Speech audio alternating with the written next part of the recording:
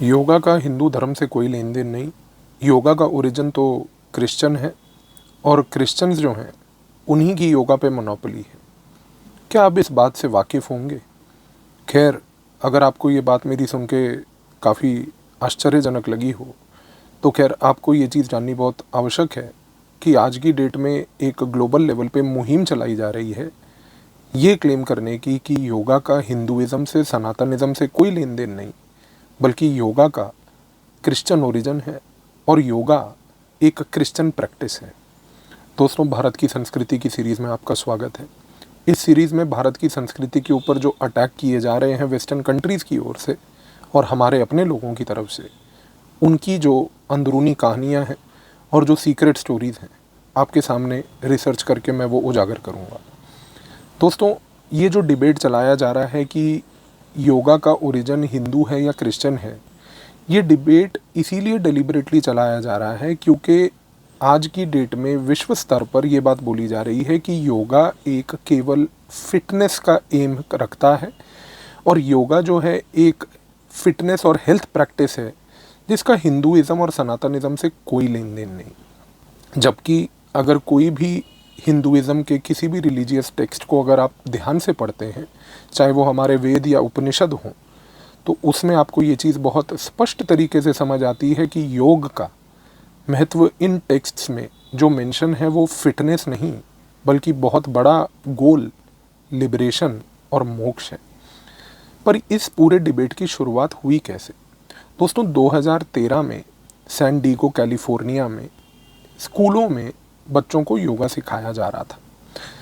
चंद parents ने वहाँ पर इस प्रैक्टिस के ऊपर आपत्ति जताते हुए उन्होंने सैन डिएगो कैलिफोर्निया के एक कोर्ट को अप्रोच किया और इस कोर्ट में जब वो लोग गए तो वहाँ जाकर उन्होंने ये आर्ग्यू किया कि भाई स्कूली बच्चों को योग सिखाया जा रहा है जो कि एक हिंदुइज़्म की प्रैक्टिस है और ये अमेरिका के संविधान के तहत अमेरिका में जो सेपरेशन ऑफ चर्च और स्टेट जो उनका संविधान बोलता है उसके खिलाफ है कि भाई एक रिलीजियस प्रैक्टिस बच्चों को स्कूली लेवल पर क्यों सिखाई जा रही है।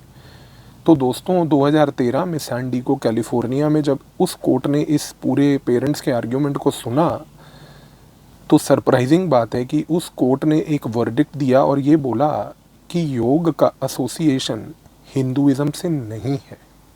सोच के देखिए कि कोर्ट का ये ऑब्जर्वेशन आया कि योग तो एक यूनिवर्सल चीज़ है जिसका हिंदुइज़्म से कोई नाता नहीं है। और तब से लेके आज तक अमेरिका के अंदर जिस धड़ल्ले से योग एक यूनिवर्सल मूवमेंट बन के चल रहा है, ये सिर्फ इसी चीज़ को पोर्ट्रे कर रहा है कि योग जो है वो आपके स्ट्रेंथ के लिए है, आपके माइंड को रिलैक्स और काम करने के लिए है। लेकिन इस पूरे गेम में ये बात नहीं बताई जाती कि योग का एसोसिएशन तो भगवान शिव से भी है जो योगिक मुद्रा में बैठकर मेडिटेशन कर रहे थे।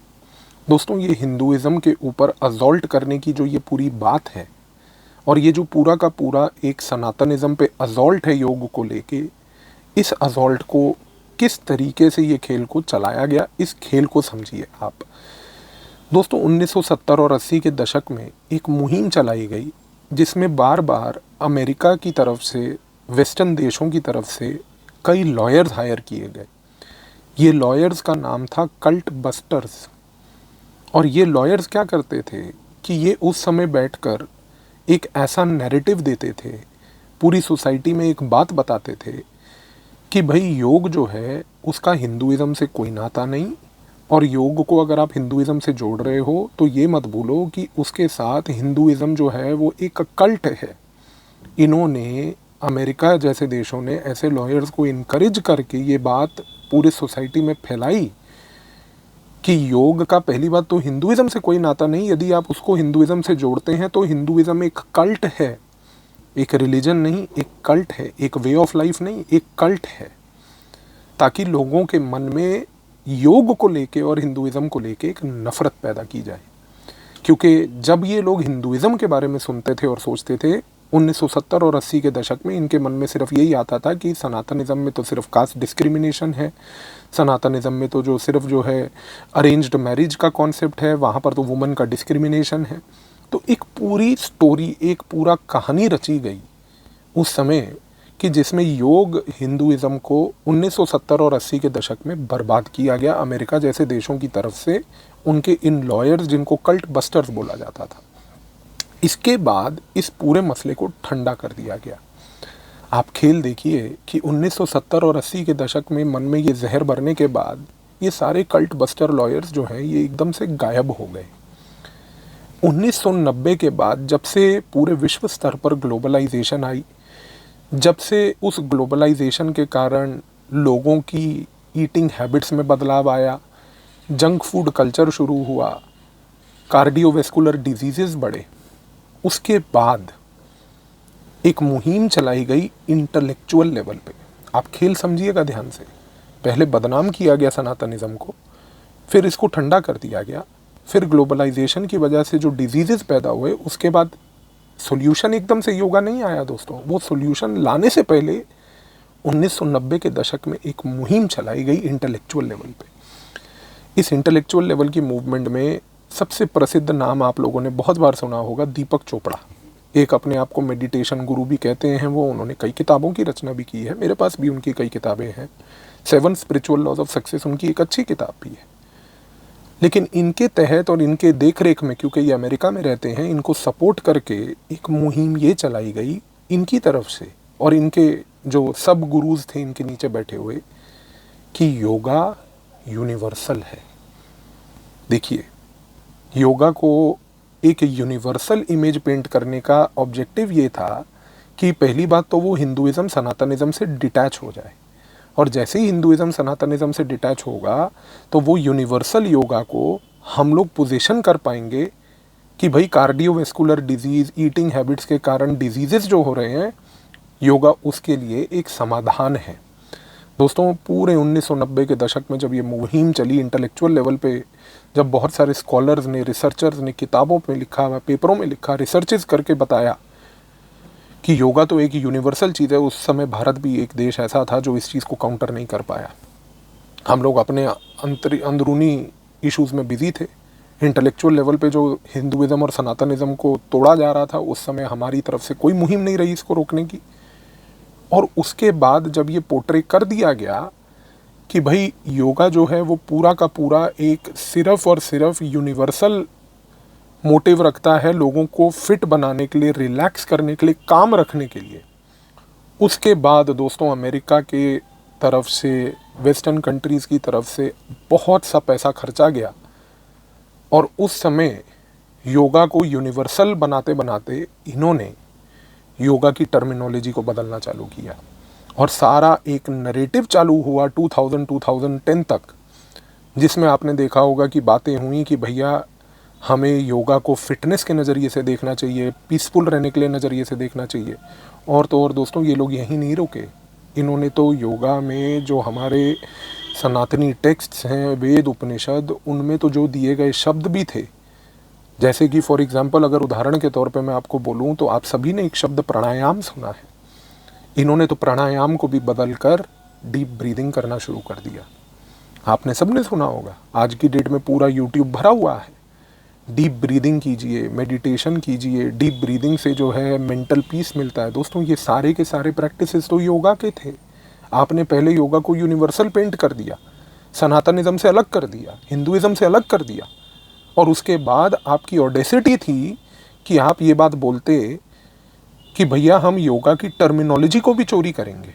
और देखिए दोस्तों, इन वेस्टर्न कंट्रीज़ ने पूरे के पूरे योगा के प्राणायाम जैसे शब्दों को भी deep breathing, mental relaxation, calmness, peace, internal strength, ऐसे शब्दों को देख देख के, डीप मेडिटेशन, ये सब कर करके हमारे ही इस पूरे योग को चोरी करने के लिए शुरू कर दी गई।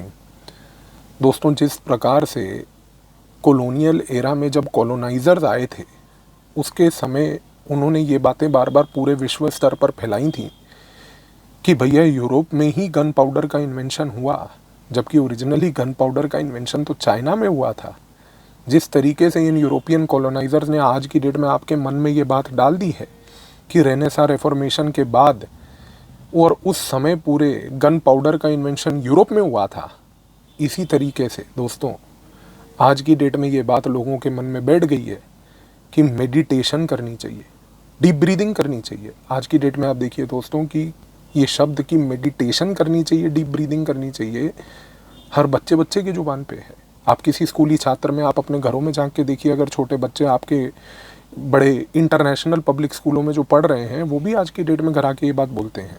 उनकी जुबान पर ये शब्द डीप ब्रीदिंग करेंगे, हम मेडिटेशन करेंगे, ये इसलिए आया है क्योंकि यही सारे शब्द ये वेस्टर्न कंट्रीज़ ने नैरेटिव बनाकर योगा से डिसएसोसिएट कर कर उसी योगा को क्रिश्चियनाइज कर दिया है। दोस्तों, बुद्धिज़्म जो है उसने एक बड़ी महत्वपूर्ण चीज़ ये की थी कि बुद्धिस्ट्स ने तिब्बत में मेडिटेशन को इन्वेंट किया था। और आप जानते हैं कि जब बुद्धिस्ट ने तिब्बत में मेडिटेशन को इन्वेंट किया था, उनका कॉन्सेप्ट ऑफ मेडिटेशन ये था कि हम मेडिटेट करेंगे रिनंसिएशन के लिए, लिबरेशन के लिए, मोक्ष के लिए। और आप जानते हैं कि जो चाइनीज़ थे, कन्फ्यूशियंस थे, इन कन्फ्यूशियंस ने उसी मेडिटेशन को उठाया, लेकिन उसमें से रिनंसिएशन हटाया और सिर्फ बोला कि हम मेडिटेशन करेंगे, और उसको नीडो टेक्निक बना दिया। जो चाइना ने तिब्बत के साथ किया, आज की डेट में पूरा वर्ल्ड हिंदुइज्म और सनातनिज्म के साथ कर रहा है योगा को लेके। जो चाइना के साथ यूरोपियन कंट्रीज़ ने किया कि चाइना का इन्वेंटेड गन पाउडर उन्होंने खुद क्लेम कर लिया, आज की डेट में यही विश्व स्तर पर European countries deep breathing, meditation, mental peace, calmness, fitness के नाम पर पूरे के पूरे योगा को एक फिटनेस इंडस्ट्री बना चुके हैं। और तो और दोस्तों, ये बात भूलिएगा कि हिंदुइज्म में जो वेद और उपनिषद में योगा है, वो योगा फिटनेस के लिए नहीं है। वो योगा की जाती है रिनंसिएशन के लिए, लिबरेशन के लिए, मोक्ष के लिए।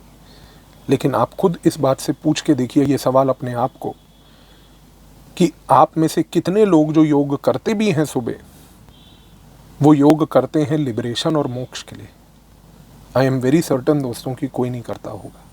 हम सब योग करते होंगे, किसी ना किसी प्रकार का कुछ ना कुछ करते होंगे, लेकिन उस मीनिंग से नहीं करते जो हिंदुइज्म के इन टेक्स्ट्स में लिखा है। दोस्तों, ऐसी नौबत ही क्यों आई कि हमें अपने ही टेक्स्ट के बारे में नहीं पता कि हमारे टेक्स्ट्स हमारे उस योगा के बारे में क्या बोलते हैं। आज की डेट में आपके मन में ये जहर कि योगा सिर्फ और सिर्फ फिटनेस के लिए है, अगर आप इसके शिकार हैं तो आप ये भी याद रखिएगा कि वेस्टर्न कंट्रीज़ ने माइंड आपका भी हाईजैक कर लिया। और ये क्रिश्चियनिटी के ये जो नए नए शब्द आ रहे हैं, deep breathing, meditation, mental peace, calmness and fitness, ये आने वाली जनरेशन्स इसी को सीखेंगी। मेरी आपसे आग्रह है, अगर आपके घर में बच्चे हैं तो उनको अपने ओरिजिनल टेक्स्ट्स के बारे में पढ़ाइए और उनको ये चीज़ बताइए कि योग का ओरिजिन जो सनातन टेक्स्ट्स में है उसका एक्चुअल मीनिंग क्या है। उनको बताइए कि ये डीप ब्रीदिंग, मेडिटेशन जो है, ये प्राणायाम से ली गई, योग से ली गई चीज़ें हैं।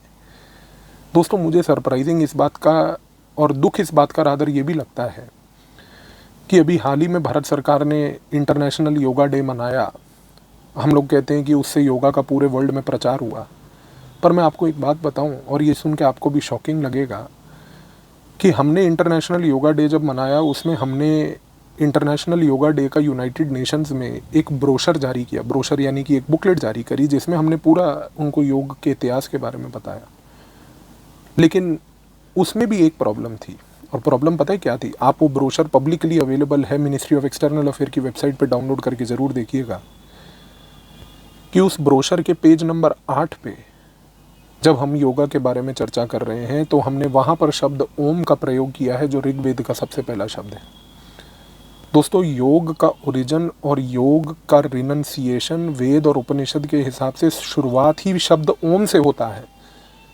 तो ये शब्द ओम को आपने पेज नंबर 8 पे क्यों डाला? आप किस बात से डर रहे हैं? आप क्या इंटरनेशनल जनता से डरते हैं कि आप ओम के शब्द को पहले पेज पे नहीं डाल सकते थे? आज की डेट में अगर हम उस इंटरनेशनल योगा डे के ब्रोशर को, जो आज पूरे विश्व स्तर पर हर देश पढ़ता है, अगर उसमें हम इस ओम शब्द को पहले पेज पे डाल देते तो इससे सिर्फ यही होता दोस्तों कि ये जो क्रिश्चियंस ने स्पेस क्रिएट करी है इस योगा में, हम उसको डिसमेंटल कर देते, लेकिन हम नाकाम रहे। तो ध्यान दीजिएगा दोस्तों, ये एक सेकुलर ट्रैप है, ये एक असॉल्ट है, और इस असॉल्ट से हम सभी को बचना है। आने वाले समय में मैं आपके साथ इसी प्रकार के और दिलचस्प कहानियाँ लाऊंगा, जिसमें आपको पता चलेगा कि हमारी संस्कृति को किस प्रकार से तोड़ा जा रहा है और किस प्रकार से उसको डिसॉल्व करके ये बताया जा रहा है कि हमें मॉडर्निटी अपनानी है। दोस्तों, मॉडर्निटी अपनाना बुराई नहीं है, लेकिन modernity at the cost of our own culture, at the cost of our own civilisation एक प्रॉब्लम है। धन्यवाद।